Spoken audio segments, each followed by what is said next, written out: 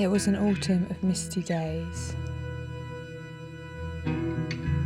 The clouds hung low in the sky.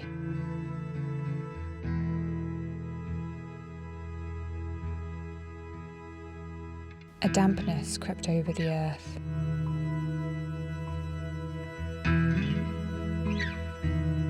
Resulting in muddy paws and fallen leaves clinging to wellies.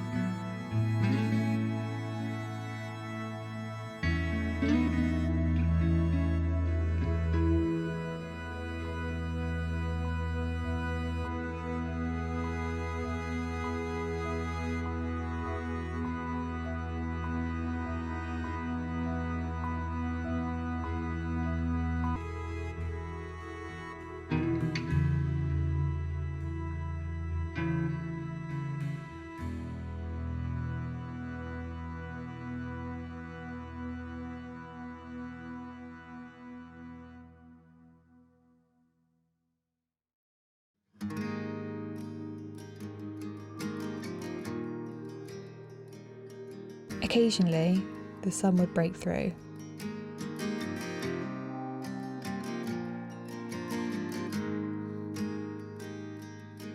Autumn colours would suddenly brighten into golden days.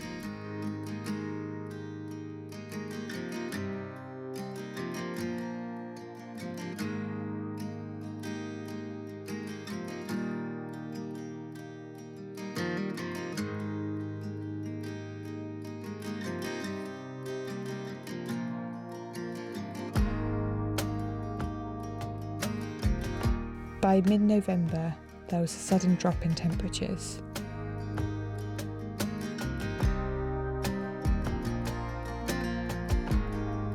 The wind blew sharply from the mountains. Nature's way of announcing the end of autumn. Winter has arrived.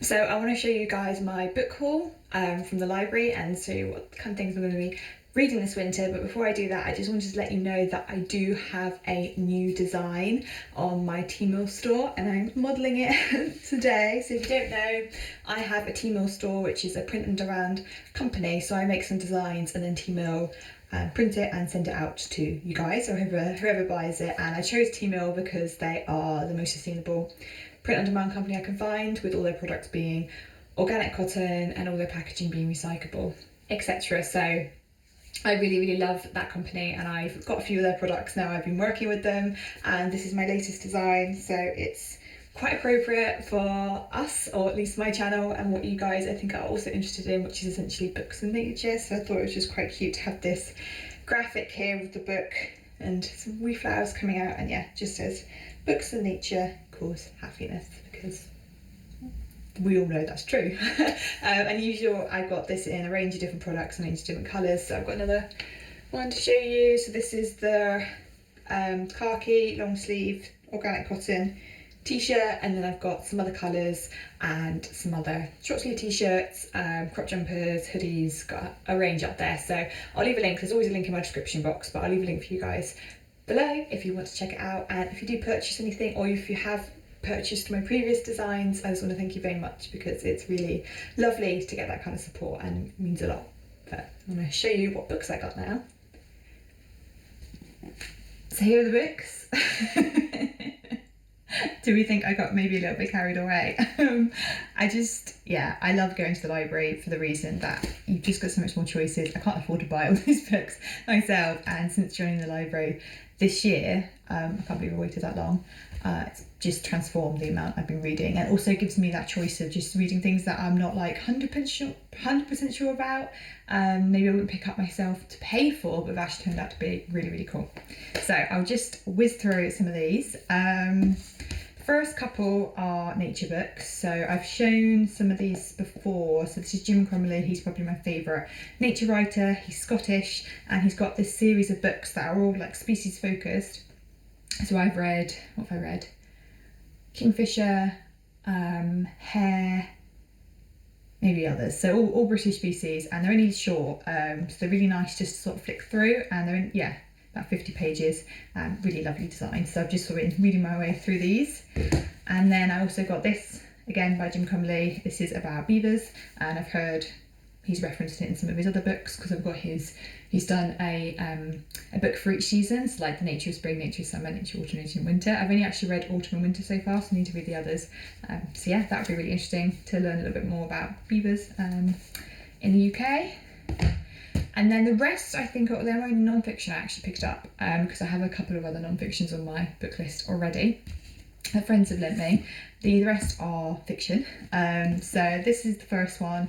This is by Bridget Collins. So I've read a few of her books now. I've read probably my favourite was Mrs. England. I read that this year.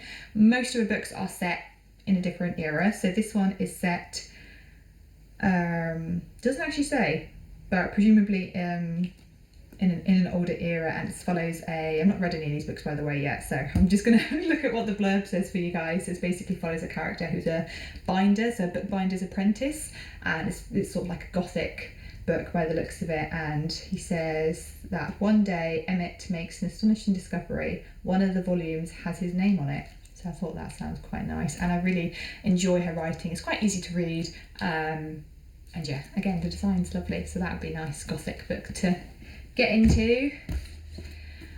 This one, again, I picked it up because I know this author, so I read Before We Met, which is what's referenced on this. To be honest, this one's a little bit of a guilty pleasure. It's quite, her last book was quite thriller-esque and romance, and kind of like can't put it down kind of book, so I just thought it'd be nice to have one of those over the winter to sort of get through. And it basically follows some university friends that go to this beautiful Stoneborough manor, and then basically follows them over the summer, and lots of mysteries start to unravel, and so it sounds like quite an exciting one, so I thought I'd give that a go.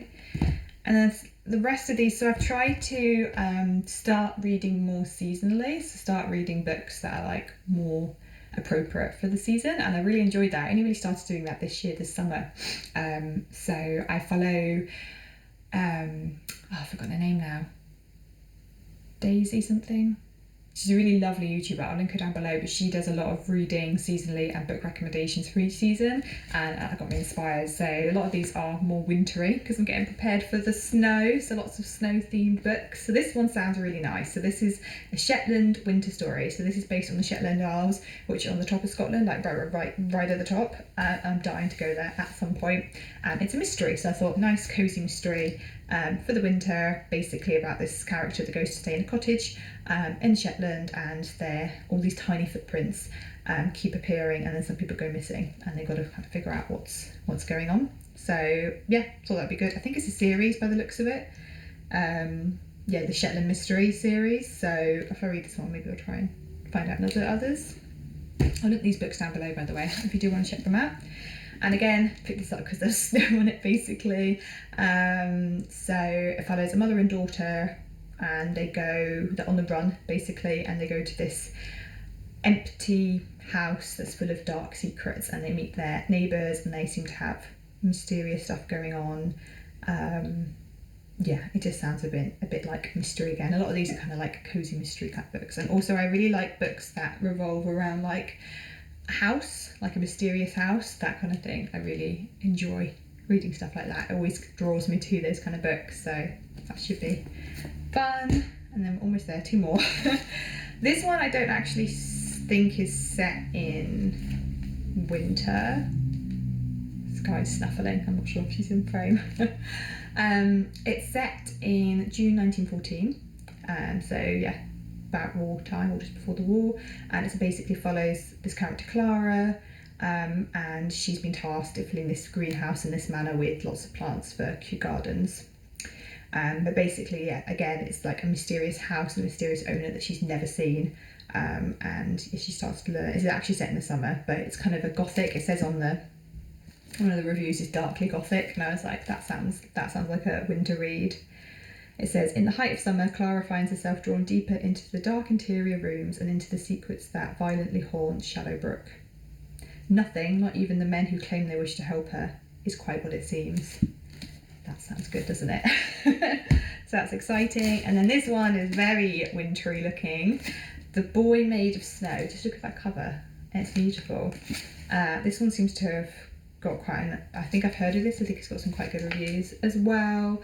And this is set in an English village in 1944. So yeah, Annabelle and her son Daniel live in the shadow of the war. Husband is away. They start to lose grip on reality. And then some people move in that have thrilling secrets. And yeah, so Annabelle Hands is awakening from the darkness that's engulfed her since Daniel's birth. Okay, that sounds quite good. Apparently has devastating consequences. So yeah, that's definitely a winter read. Very excited to start that one. And that's it. I actually have other books on my list that I would like to get through this winter. I want to reread Wuthering Heights. That's something I really want to do in January. It just feels like a January book.